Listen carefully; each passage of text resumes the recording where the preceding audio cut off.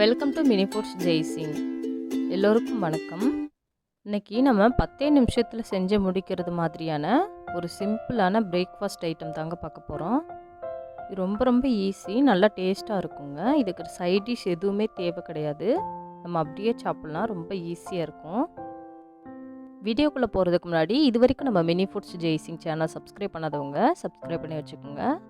அப்படியே பக்கத்தில் இருக்கிற பெல் ஐக்கான் ப்ரெஸ் பண்ணி வச்சுக்கோங்க. அதுக்கு மேலே இருக்கிற ஆளுங்கிற பெல் ஐக்கானையும் ப்ரெஸ் பண்ணி வச்சுக்கோங்க. அப்போ தான் நான் போடுற எல்லா வீடியோஸோட நோட்டிஃபிகேஷனும் உங்களுக்கு வந்து சேரும். இப்போது 1.5 கப் அளவுக்கு கோதுமை மாவு எடுத்துக்கிறேன்.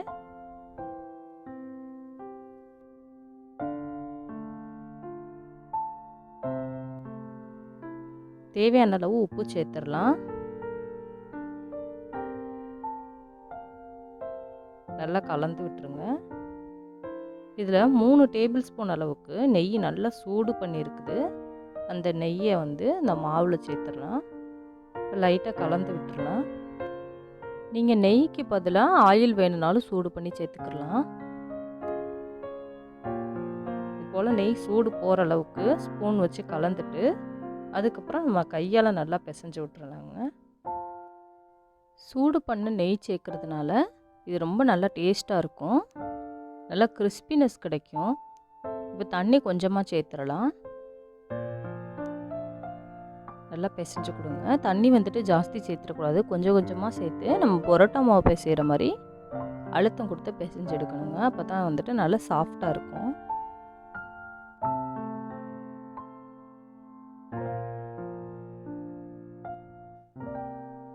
இதே போல் சப்பாத்தி மாவு பதம் வர்ற அளவுக்கு நம்ம மாவை பிசைஞ்சு எடுத்துக்கிறோங்க. நல்லா பிசைஞ்சதுக்கப்புறமா ஒரு மூடி போட்டு மூடி வச்சிடலாம். ஒரு 10 நிமிஷம் அப்படியே இருக்கட்டும். இப்போ வேறு ஒரு பாத்திரத்தில் 3 முட்டை உடச்சி ஊற்றி எடுத்துருக்கிறேன். அதில் 2 பெரிய வெங்காயம் சின்னதாக கட் பண்ணது சேர்த்துடலாம். ஒரு கைப்பிடி அளவு கொத்தமல்லி தழை சின்னதாக கட் பண்ணது, ஒரு கைப்பிடி அளவு புதினா தழை சின்னதாக கட் பண்ணுது, 2 பச்சை மிளகாய் சின்னதாக கட் பண்ணி எடுத்துருக்கிறேன். இதில் தேவையான அளவு உப்பு சேர்த்துடலாம். 1/4 ஸ்பூன் அளவுக்கு மிளகுத்தூள், 1/4 ஸ்பூன் அளவுக்கு சில்லி பவுடர் ஆட் பண்ணியிருக்கிறேன். நீங்கள் காரம் தேவைக்கிறப்ப ஆட் பண்ணிக்கோங்க. ஏன்னா நம்ம பச்சை மிளகாய் வேறு ஏற்கனவே கலந்துருக்குறோம் இல்லையா, அதனால் காரம் தேவைக்கிறப்ப ஆட் பண்ணிக்கோங்க. இப்போ இது எல்லாத்தையுமே நல்லா பீட் பண்ணி விட்டுறலாம்.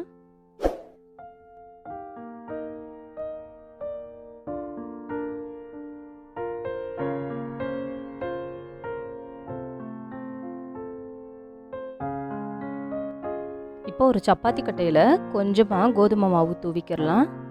தூவிட்டு நம்ம பிசைஞ்சு வச்சுருக்கிற மாவில் ஒரு சப்பாத்தி உருண்டை அளவுக்கு எடுத்து இதில் வச்சு கொஞ்சம் மீடியமாக தேய்ச்சி விட்டுறணும். ரொம்ப மெல்லிசாக தேய்க்கக்கூடாது.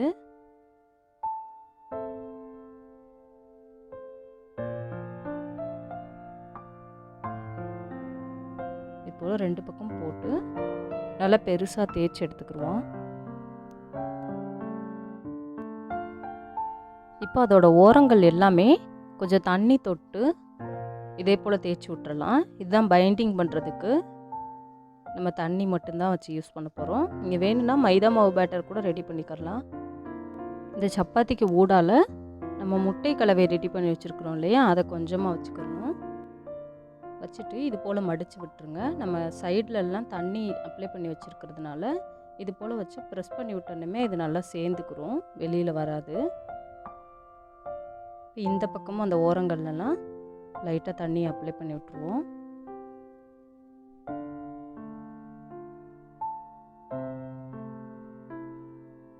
விட்டுட்டு இதே போல் 2 ஓரங்கள்லையும் லைட்டாக அழுத்தம் கொடுத்து வச்சிடலாம். அப்போனா வந்துட்டு அந்த எக்கு வந்துட்டு வெளியில் பிரிஞ்சு வராது. நல்லா தோசை தவா நல்லா காஞ்சதுக்கப்புறமா இதில் கொஞ்சம் ஆயில் போட்டுக்கலாம். நல்லா ஆயில் சூடானதுக்கப்புறமா நம்ம ரெடி பண்ணி வச்சுருக்கிறத தோசை தவாவில் போட்டு அடுப்பை சிம்மில் வச்சிடணுங்க. சிம்மில் வச்சா தான் நல்லா இந்த உள்ளே வச்சுருக்கிற நம்ம முட்டை கலவையெல்லாம் நல்லா வெந்து வரும். இதே போல் 2 பக்கமும் நல்லா பிரட்டி போட்டு சிம்லே வச்சு வேக வச்சுக்கோங்க.